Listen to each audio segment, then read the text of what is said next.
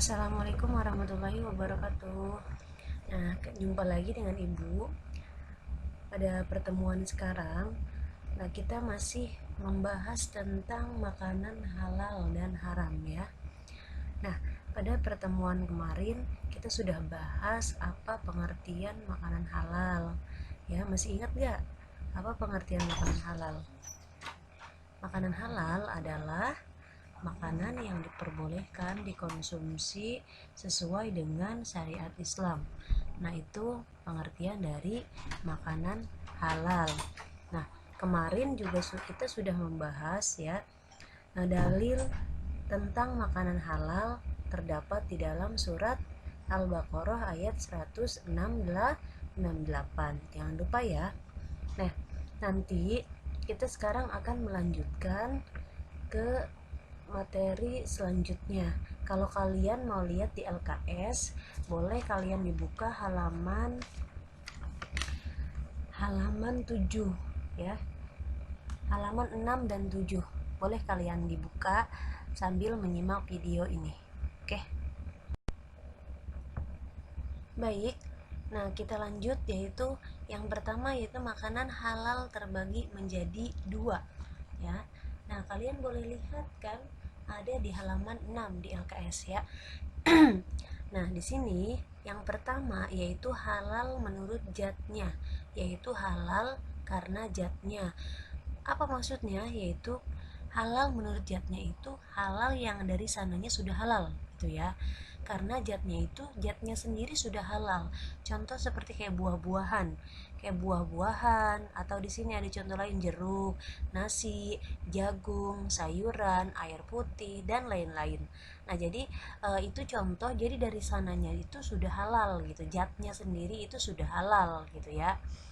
Nah, arti makanan yang berada di bumi ini hakikatnya boleh, kecuali ada dalil yang melarangnya, baik itu tumbuh-tumbuhan, hewan-hewan, dan buah-buahan. Semua fasilitas yang Allah berikan dapat dimanfaatkan oleh manusia, seperti dalam firman Allah Subhanahu wa taala dalam surat Al-Baqarah ayat 29. Ya, ayat 29. Yang mana yaitu Huwallazi khalaqalakum ma fil ardi jami'a. Artinya, dialah Allah yang menciptakan segala apa yang ada di bumi untukmu. Nah, jadi dari ayat ini jelas ya bahwa semua yang ada di bumi itu hakikatnya adalah boleh, kecuali ada dalil yang melarang bahwa makanan tersebut diharamkan, maka itu akan menjadi haram. Tapi pada dasarnya kalau tidak ada dalil yang melarang, maka hukumnya boleh ya. Itu termasuk kepada contoh dari halal menurut zatnya, kayak jeruk, kayak nasi. Itu karena tidak ada larangan bahwa di dalam Al-Qur'an bahwa tidak boleh memakan jeruk sepertinya gitu ya, maka jeruk di sini dinyatakan halal atau boleh gitu ya. Oke. Nah, baik.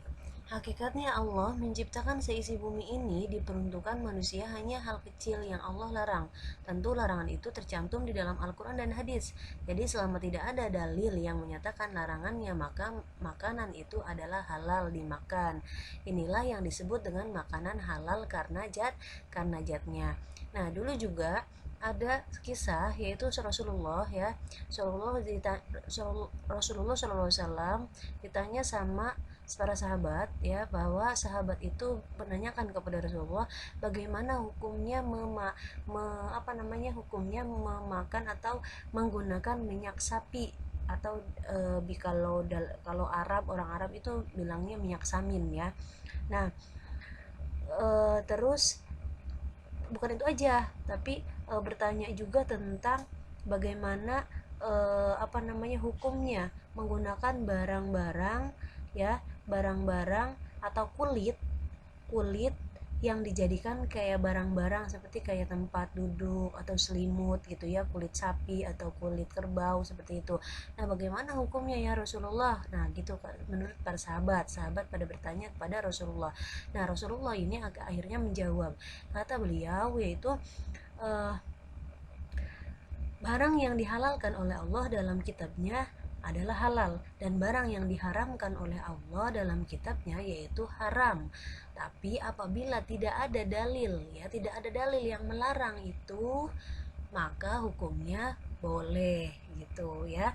Jadi kalau tidak ada di dalam Al-Qur'an nih, seperti oh iya kita menggunakan menggunakan kulit kerbau untuk selimut, dijadikan selimut, atau kulit domba dijadikan selimut atau dijadikan tempat duduk gitu ya. Nah, apakah itu boleh? Sedangkan di dalam Al-Qur'an tidak ada larangan. Nah, maka hukumnya boleh gitu, karena pada hakikatnya Allah menciptakan seisi bumi ini apabila tidak ada larangan di dalam Al-Qur'an, maka hukumnya boleh. Itu ya. Nah, lanjut, Islam adalah agama yang baik. Segala aspek kehidupan manusia diatur di dalamnya, seperti dalam hal makanan. Ya, betul. Ya, karena Islam ini termasuk kepada agama yang sangat baik. Ya, karena apa? Karena itu makanan aja di dalam Islam itu diatur. Ya, jangankan makanan, kita kebersihan aja di dalam Islam itu diatur ya. Kayak seperti kita harus mencuci tangan ya, mencuci tangan. Coba lihat dah sekarang ada virus corona ya, yang mana diharuskan sering-sering cuci tangan, sedangkan kita sebenarnya di dalam Islam itu sudah ditanamkan ya, ditanamkan menjaga kebersihan gitu. Jadi setiap mau makan atau habis main atau habis dari manapun, kita diharuskan sebenarnya cuci tangan. Itu menurut ajaran agama Islam ya. Nah, bukan hanya ada virus corona saja, tapi tambah kesini karena ada corona, akhirnya semua orang diharuskan mencuci tangan gitu kan. Nah, itulah agama Islam yang sangat baik gitu. Dari hal terkecil aja itu diatur ya. Karena kenapa? Karena sangat penting untuk kehidupan kita. Begitu juga dengan hal makanan ya. Karena makanan sebagian asupan tenaga untuk tubuh kita, sedangkan kalau tubuh kita diperuntukkan untuk beribadah kepada Allah, maka sangat penting bagi kita makan makanan yang halal untuk kita makan. Ya, kalau seandainya kita sembarangan makan makanan apa aja, makan baygon dimakan ya, maka tubuh kita akan rusak, cepat mati gitu. Terus kalau seandainya kita makanan-makanan yang jorok seperti yang sudah basi kita makan saja, nah apa yang akan terjadi dengan tubuh kita? Pasti tubuh kita akan menolak, akan sakit ya. Nah, ini termasuk kepada termasuk sangat penting gitu. Agama Islam itu sangat baik gitu, karena segala aspek, walaupun aspek terkecil saja itu diatur di dalam Islam ya. Jadi sangat beruntung sekali kita sebagai umat Islam. Oke, kita lanjut. Makanan yang baik sesuai dengan syariat Islam yaitu makanan halal dan thayyib. Apa itu thayyib? Artinya baik ya. Jadi makanan sesuai dengan ajaran Islam itu tidak hanya halal sebenarnya, dan thayyib juga, dan baik juga tentunya. Udah halal dan harus baik juga gitu ya, karena tidak semua halal tapi baik. Contoh seperti tidak semua halal tapi baik itu seperti kayak gini, pisang ya. Pisang pada dasarnya itu halal, betul nggak? Pisang halal ya, karena pisang itu ya buah-buahan ya kan, itu halal pasti dong. Nah, tapi tidak baiknya kenapa? Seperti pisang itu punya orang, dimakan sama kamu. Nah, itu gimana? Nah, itu juga akan menjadi sebabnya yang tidak baik. Atau seperti gini, daging sapi halal apa haram?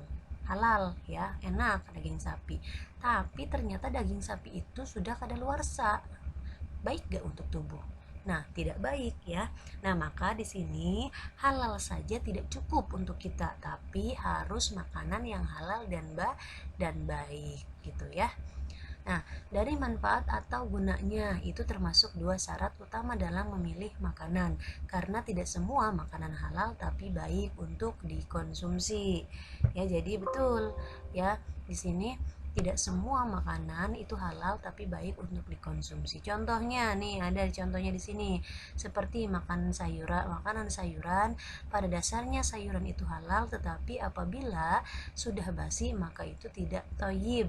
Makanan itu terlarang. Jadi karena makanan itu sudah basi, akhirnya tidak baik untuk tubuh, maka itu menjadi haram.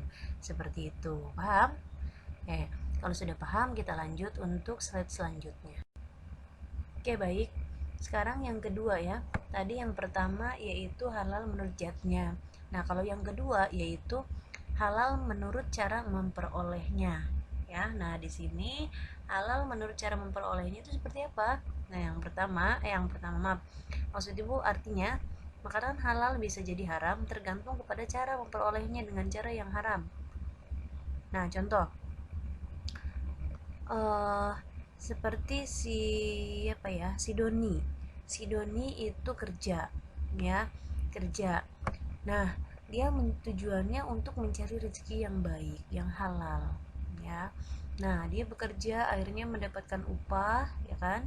Nah, uangnya itu dibelanjakan untuk kebutuhan sehari-hari, untuk makan di rumah, ya. Nah, itu menjadi makanan halal. Tapi bagaimana kalau yang haram? Nah, seperti ibu maaf, di si Doni membeli beras ya, tapi ternyata uangnya itu dapat hasil mencuri atau dapat hasil korupsi. Nah, ini juga termasuk kepada contoh dari makanan haram. Berasnya itu halal ya, berasnya itu halal karena beras halal ya, halal menurut zatnya, tapi karena cara memperolehnya yang salah, karena yang digunakan uangnya uang haram, maka makanan tersebut akan menjadi haram karena cara memperolehnya itu dengan cara yang haram. Seperti itu. Paham ya? Ini halal menurut cara memperolehnya. Nah, untuk selanjutnya yaitu kriteria makanan halal sesuai syariat Islam. Yang pertama yaitu halal menurut zatnya. Ya, tadi udah dijelaskan, ya. Yang kedua thayyib, artinya baik, ya, sama tadi juga udah dijelaskan. Yang ketiga, tidak tercampur dengan zat yang membahayakan tubuh. Jadi makanan tersebut tidak tercampur seperti dengan racun gitu ya. Nah, itu juga tidak termasuk kepada makanan yang halal kalau makanan tersebut tercampur dengan zat-zat yang berbahaya. Yang keempat itu tidak merusak akal pikiran. Makanan tersebut tidak dicampuri dengan alkohol, narkoba gitu yang akan merusak pada akal. Nah, itu juga termasuk kepada kriteria makanan halal. Dan yang kelima yaitu diperoleh dengan cara yang tidak baik. Ya, kayak tadi yang ibu bilang dengan hasil mencuri. Yang terakhir yaitu kriterianya tidak merusak fungsi tubuh dan mental yang normal. Artinya makanan itu tidak kadaluarsa atau tadi yang bisa diracunin gitu ya, dikasih racun gitu. Nah, itu dimakan. Nah, itu juga tidak termasuk kepada kriteria makanan yang halal. Nah, sekarang ada pertanyaan, bagaimana cara kita untuk memilih makanan yang halal? Nah, dikarenakan di Indonesia itu penduduknya mayoritas Islam ya, tentu maka hal itu sangat penting untuk kita untuk memilih makanan ya, baik makanan yang ada di kemasan ataupun yang siap saji. Nah, cara memilihnya itu seperti apa? Yaitu dengan adanya Majelis Ulama Indonesia atau yang disingkat dengan MUI. MUI ini biasanya tugasnya sama kayak BPOM ya, yang mana mereka mengawasi para para restoran-restoran atau pabrik-pabrik yang memproduksi khusus untuk makanan ya, jadi mereka mengawasi itu. Kalau kayak MUI seperti contohnya gitu ya, ada yang seperti satu pabrik memproduksi sebuah makanan. Nah, MUI itu mengawasi datang ke sana, diawasin apa aja bahan-bahannya yang dipakai dalam membuat makanan tersebut. Apabila ada makanan-makanan yang diharamkan atau seperti mengandung minyak babi atau mengandung kadar alkohol, nah itu MUI akan mencabut labelnya maka kehalalannya itu tidak akan diberikan gitu. Jadi fungsi dari MUI itu mengawasi makanan-makanan yang mana yang sesuai dengan syariat Islam apa tidak gitu. Kalau BPOM mungkin hanya mengawasi dalam sifat jenis makanan berbahaya apa tidak, apakah apa seperti racun apa tidak. Nah, seperti itu. Tapi kalau Majelis Ulama Indonesia itu lebih kepada umat Islamnya gitu. Ini halal nggak sih untuk umat Islam gitu. Ya. Jadi kalau kalian lihat di dalam kemasan atau di belakang ya, di sampul kemasannya itu ada cap label halal, tulisannya Arab, dan biasanya stempelnya warna hijau Majelis Ulama Indonesia yang tadi yang ibu contohkan di slide pertama ya. Nah, itu juga termasuk kepada label halal. Maka kalau ada label halal seperti itu, maka makanan tersebut akan aman ya. Dan begitu juga dengan makanan atau restoran yang siap saji. Jangan salah, restoran yang siap saji juga sudah ada loh yang yang sudah diberikan label halal oleh MUI. Contoh kecilnya seperti kayak KFC. KFC juga termasuk kepada contoh makanan siap saji yang sudah mendapatkan label dari MUI seperti itu ya. Nah, kasus yang lain yaitu seperti bagaimana jika kita pergi ke restoran atau rumah makan, tapi tidak ada label halalnya. Kita tidak tahu gitu loh. Di restoran itu ini udah ada belum ya label halalnya ya. Nah, kita ragu-ragu, kita tidak tahu gitu kan. Apa ini makanan halal apa tidak. Apalagi banyak loh restoran yang seperti itu. Mau di mall, mau di kaki lima itu banyak yang seperti itu. Nah, gimana solusinya? Yang pertama, penyelesaian kasus. Pertama, apakah pemilik orang muslim? Nah, jika orang muslim, kita berusaha berprasangka baik karena tidak mungkin orang muslim menjual makanan yang haram orang untuk orang muslim. Karena kalau seandainya makanan yang bukan non muslim itu biasanya sudah dikasih tanda gitu. Kayak seperti menyediakan B2 gitu ya. B2 itu biasanya babi gitu ya. Nah, berarti kan kita sudah tahu, oh, di sini berarti makanan yang bukan untuk orang Islam seperti itu ya. Biasanya suka ada cat tanda seperti itu. Atau makanan Kalimantan. Biasanya kan kalau makanan Kalimantan suka ada tuh, ada B2 gitu ya. B2. Yang di Puri Gading juga ada tuh. Kalau kalian mau tahu, kalau kalian pernah mungkin ya lewat Puri Gading bisa lihat ada rumah makan Kalimantan, di situ ada terdapat B2 gitu. Nah, itu juga termasuk kepada makanan mungkin yang bukan untuk orang muslim gitu. Itu contoh kecilnya. Nah, yang kedua, bertanya kepada pemilik atau pegawai restorannya apakah makanan ini halal atau haram. Nah, kalau seandainya tidak, seperti tidak tahu ya, atau pemiliknya kita tidak tahu nih muslim apa tidak ya. Nah, kan ada waiters ya. Waiters itu yang orang yang suka mencatat-catat seperti pesanan apa gitu kan. Nah, kalau di mall kan seperti itu ya. Kita tidak tahu kan, kalau di kaki lima mungkin kita sudah ketahuan, oh iya, ini tetangga saya yang jual, tetangga saya orang Islam kok gitu kan. Nah, tapi gimana kalau di mall pemiliknya nggak ada di toko gitu kan, hanya karyawannya saja. Nah, boleh kalian bertanya kepada karyawan tersebut apakah halal apa tidak, apakah termasuk kepada penyajiannya menggunakan minyak babi apa tidak. Nah, kalau seandainya sekiranya sudah aman seperti kata waitersnya itu, oh insya Allah bu halal, nah boleh, kita berarti boleh makan makanan tersebut. Nah, yang ketiga, pilihlah makanan yang pasti halal seperti ikan, nasi yang diolahnya dapat kita lihat. Nah, kalau yang ini seperti kalau kita seperti pergi ke luar negeri gitu ya. Kalau di luar negeri kan kita susah mencari makanan-makanan halal. Aduh, di mana ya ini, saya takut ini nanti haram, yang ini nanti dagingnya daging babi. Nah, kalau solusinya seperti ini, pilih saja makanan yang seperti yang sudah pasti halal. Contoh seperti ikan ya. Kalau orang yang jualan ikan kan, ikan itu apalagi ikan bakar gitu ya, ikan bakar. Nah, bisa saja ikan itu sebenarnya bisa saja mungkin pakai minyak babi digorengnya. Tapi kita kalau seandainya kita melihat cara penyajiannya di situ seperti pakai minyaknya minyak biasa seperti itu, dioles-oles, dibakar seperti itu. Nah, itu kan tidak memungkinkan tercampur dengan minyak-minyak babi gitu ya. Jadi eh, ikan atau nasi yang diolahnya dapat kita lihat gitu ya. Nah, yang keempat yaitu jika kita ragu-ragu dengan rumah makan tersebut maka tinggalkan ya, karena setiap ragu-ragu itu selalu datangnya dari setan. Kalau kita ragu-ragu ya udah tinggalkan saja, gak usah kita gimana nih, ini kayaknya nih restoran orang non muslim nih, aduh gimana ya, tapi saya lapar pengen makan, tapi ini kayaknya semuanya kayaknya makannya di sini ada B2, makanan B2 gitu ya.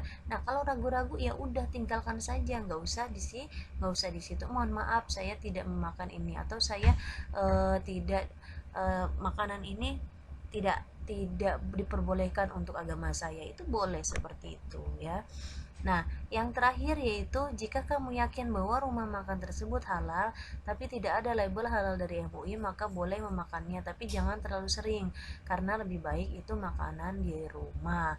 Nah, apabila sepertinya kayaknya ini tuh makanan halal, kok banyak orang-orang muslim pada makan di sini gitu ya.